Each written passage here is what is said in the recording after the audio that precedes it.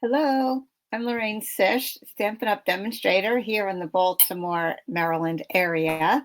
And I'm here to bring you a Whip It Up Wednesday card, a quick card that you can do when you don't have a whole lot of time, or maybe you are making a lot of cards and you want to do some quickly. Maybe you're new at making cards and you just want to whip up something and not have to think too much on it.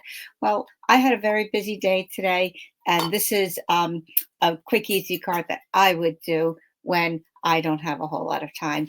But it is using the Charming Day stamp set from Stampin' Up. Charming Day comes with dies that coordinate, and it also comes with some designer series paper I'm going to show you because we're going to be using that today. We are not using the dies. We're keeping it simple. This is a Whip It Up Wednesday, and we are going to make a nice, quick, easy card. Trust me. So I'm going to flip the camera around and we'll get started. Okay, so like I said, we're using the Charming Day stamp set, and we're going to use some Stampin' blends. So the only ink that we're going to use is our Memento Black. And if you're afraid of the blends, if you're iffy about that, don't worry. This is very, very forgiving, very easy. This is a great way for you to start practicing using the blends. Let me take away my banner so that you can see my whole screen here. All right, so this is what we're going to need for the card. Your card base is going to be 5.5, 8.5 by 5.5, scored at 4.25. Now, if you can make your card base in the other direction if you want, and I will show you one that I did as my second card. So I'm using fresh freesia today for that. So 8.5 by 5.5, scored at 4.25. And we're going to fold that, burnish it with the bone folder.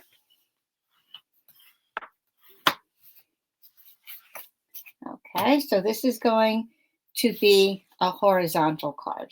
We're going this direction here. Okay, so then piece of designer paper, 5.5 by 4. This is from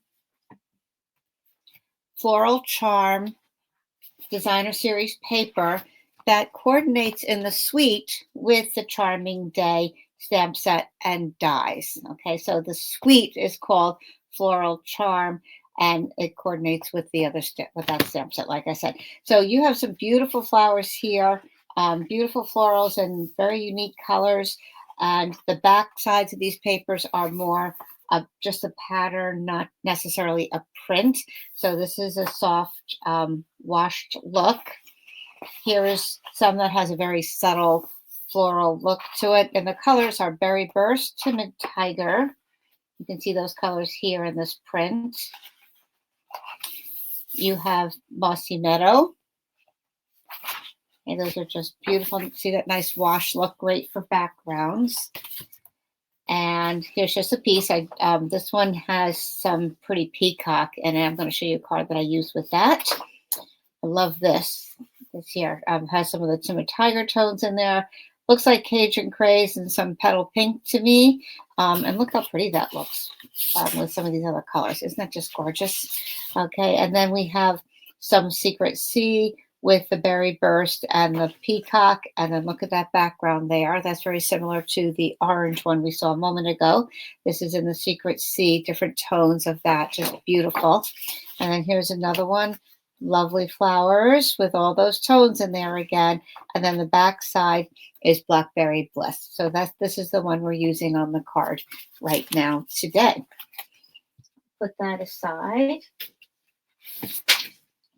And so here we go. Here's our Blackberry Bliss with that beautiful little branch with the small tiny leaves on it. And notice how that coordinates with this pattern here in the stamp set. All right, so I just love that. Nice, it's subtle, but it's so pretty and soft. And then you need another 5.5 by 4 in white. That's going to be your inside of the card. Put that aside for a moment. We are going to stamp on a white piece that's 3 by 3.5. And then we're going to mat it on a piece of black that's just a quarter bigger than your white. So 3.25 by 3.75. Okay, so let me take those off and we'll be ready to go. Okay, notice how it's just going to give a nice definition to that white. And you'll see when we stamp that with the black, you'll see how that really pulls it all together. And then we need a scrap for our label and our sentiment. This has some very nice script and print mix of sentiments. Thanks for being you. Happy birthday. Can't wait to see you again soon. You made my day. And just, hey, hey, happy birthday. Hey, thanks for being you. Okay, it makes a little more casual look to an otherwise formal looking stamp set. Okay, so we are going to take that largest stamp with the double roses on it, and we're going to stamp um, our white. I like to, when I have a big stamp like this, rather than go like this and try to make sure I get the ink all over, I can't even see the ink pad so much through that stamp. So I like to take the ink pad and bring it to the stamp instead of doing it the other way around. This way I can also see that I'm getting that inked up properly. Okay, that looks pretty good. And I am going to just center that in there. It will fit just right.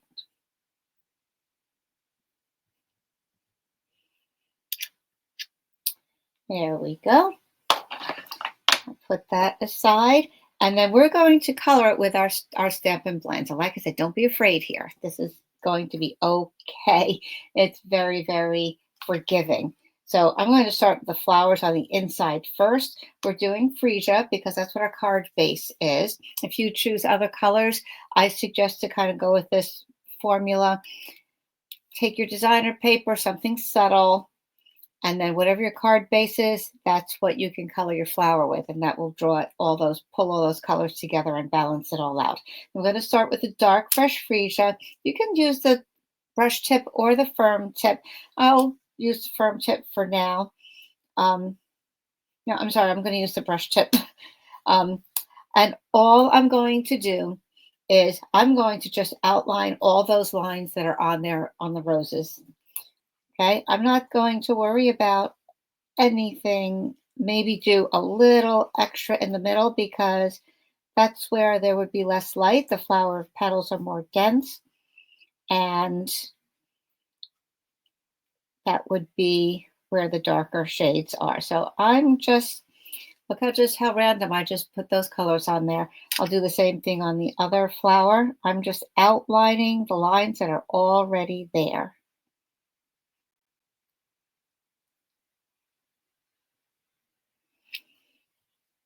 Okay, see that? So that's the dark, and then I'm going to go over it with the light. At first, you might not see it blend, but give it a second or two, and then those lines will start to blend together. So I'm going to just do it in some circular motions and pull those colors together. At first, it might show like it's a defined line, but as the colors soak in together, you can just kind of go over it again a little bit more if you want to blend it more, and they will soak in. So look how easy that is. Okay, don't smash your tip. Use a little bit of the side of it. It's like a paintbrush. So that tippy tip is great for when you do need to get some little tiny sections colored in there. I do the same thing on the other flower. I'm just going to go over the whole thing just like this. And we get that shading already. Now, if you want a little bit more shading and more definition, we can come back with the dark and kind of go over those lines one more time.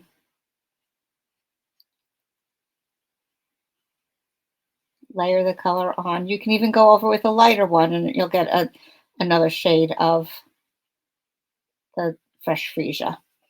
Okay, look at that. Just from outlining, it looks so pretty. Put a little bit more on here, bring more in the center. I'm just kind of wiggling some lines there, and it looks great. All right, so for the leaves, we're doing Old Olive. I'll start with the dark and do a similar technique. This really is so easy. I know you might think, oh, coloring takes time. It really isn't bad because you have nice big sections. You don't have a lot of detail. For this, I'm going to use I could use the brush tip as well, but I'm going to use the firm tip, felt tip, to just go over those lines. Just look how quick and easy. Just going over the veins. Again, this is with the dark. And we'll come back in with the light. Let me show you it up close. Coming back in with the light. And I'm just doing strokes down. Choop, choop, choop. Kind of 3 little swipes of my brush tip. Kind of reminds me of when you're putting nail polish on your nails. Okay, just bring it down.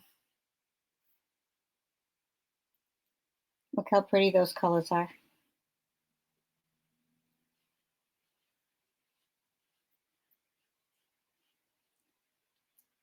You just go over that line there and it'll start to blend.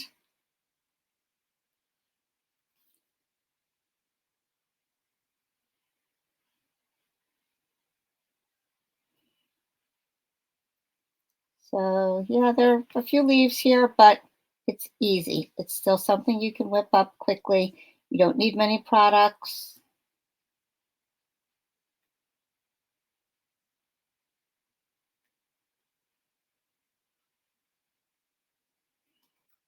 Okay, bam, we're done.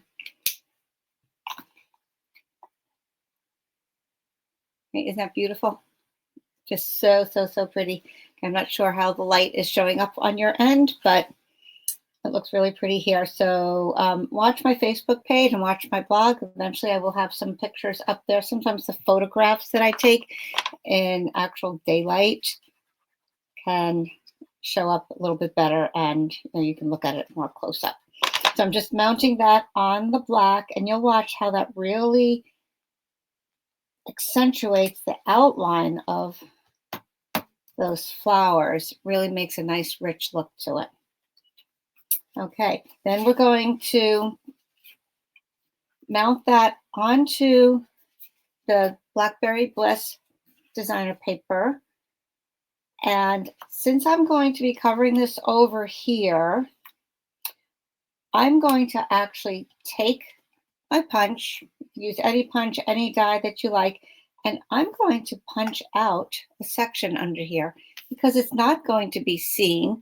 And that way I'm going to have another little piece that I can play with later. So this is going to go here. Now, one thing I do like about this flower image, you can put it either direction. I'm going to show you my other card that I did put it this direction on this side, but on this card, we're going to put it this direction over here. Just so we have 2 different versions of the same card. So meanwhile, I'm going to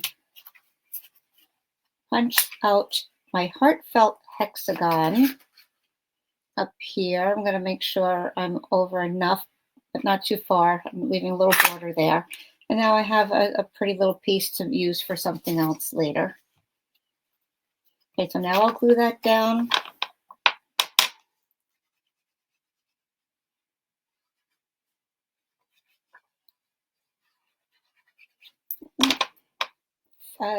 Thin beads of glue so that when you press your paper down, it's not going to ooze out all over the place. That's the problem where people say, oh, I don't like using liquid glue. Now look how rich that looks when it gets on the Blackberry Bliss. And so this Fresh Freesia ties in with the base. So it really helps pull it all together at this point. So if you want, you can pop this up on dimensionals, but we're going to put our sentiment up on dimensionals. So I think I'll just glue this straight down.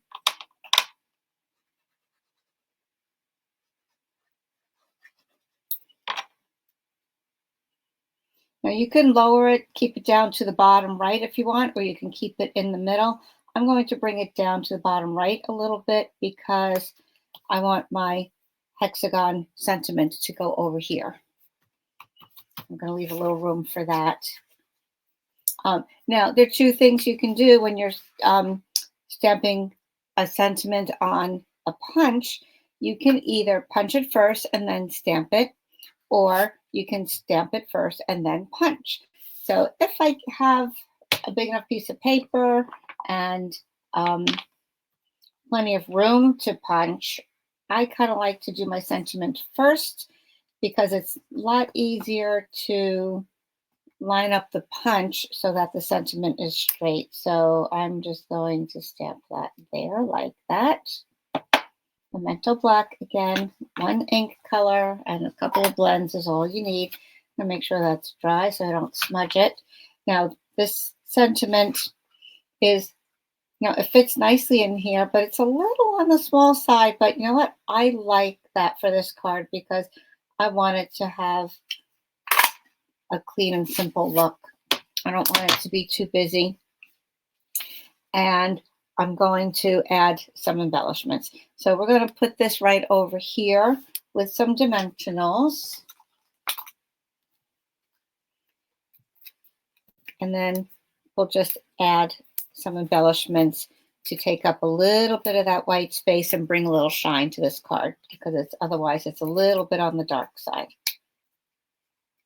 So you want to sort of balance your colors, balance your textures, and balance, I'm going to say, the weight of your card. So that I could put it down here or I could put it up here. I think I'm going to put it up here. And I was going to cover part of that corner, but that's okay. I'm going to put this here. That's bringing some nice height to the card. Now look how nice and simple that is. And then we're going to add our inside. I'm going to take this other little stamp here, which I showed you, kind of ties in with the motif on that designer paper. We're just going to stamp that very quickly for a little inside image. I like to put something down in the corner. Ta-da. And yep, we're just going to take those markers again and do real quick dark olive. Boop, boop, boop, boop, boop, boop. And then a little bit of light.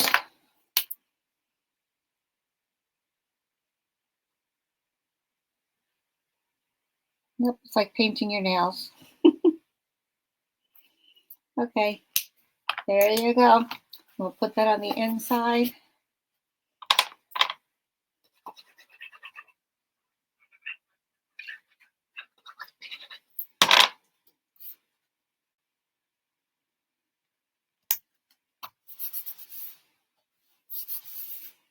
Okay, see, it looks pretty to have a little something in there. Now let's add some embellishments. This suite does come with these charming shimmer faceted dots. They come in the petal pink, the berry burst, and the secret sea. So I really didn't want the berry burst on here because we're going more with the blackberry bliss. So I said, let's bring a little shine on here, make it sparkle with the flower accents.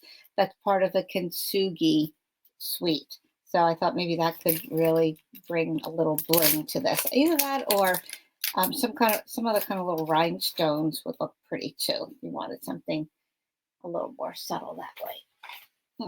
I'll get my pick tool, and we're going to put maybe two up here and another one down here. 1, 2, 3, and that brings some nice shine with those little faceted, they're called flower accents. Way deep inside there, they have all these little, like a little radiating kind of a look to them. So is that pretty? I hope you like that. And here's another version that I did in just some different colors. I took Timid Tiger and I used the peacock paper in the background for that one.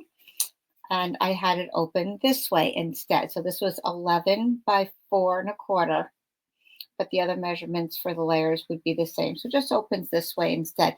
Those cards kind of stand up a little bit better. Sometimes when these stand up this way, the kind of tent way, sometimes they tend to sag if they are, the weather gets a little humid, or the table is a little slippery or glossy. So these, if you cut it this way, they stand up a little bit nicer. And you can see this one I oriented more to the left, this one a little bit more toward the right, but basically it's the same card.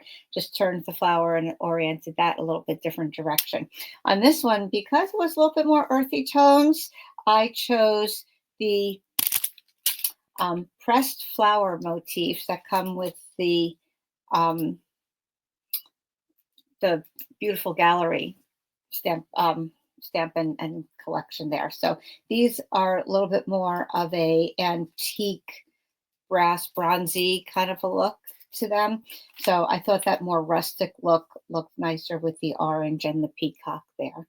So same card, just slightly different orientations and different colors. So there you go. There's your Whip It Up Wednesday. I hope you get to whip up something fun this week. And if you need to have it, if you don't already have a demonstrator and you'd like me to be yours, I would love to help you out and help you whip up some more cards. So you can visit my blog at, my online store right here in the bottom here. My online store is Lorraine Sich, CICH .stampinup.net. And I'd love it if you choose me as your demonstrator. And you may visit my blog. You can visit me on Facebook and YouTube. I'm not sure where you're watching from today, but just look up Stamp with Lorraine and I should show up. Thank you so much. Have a great week, and we'll see you next time. Bye now.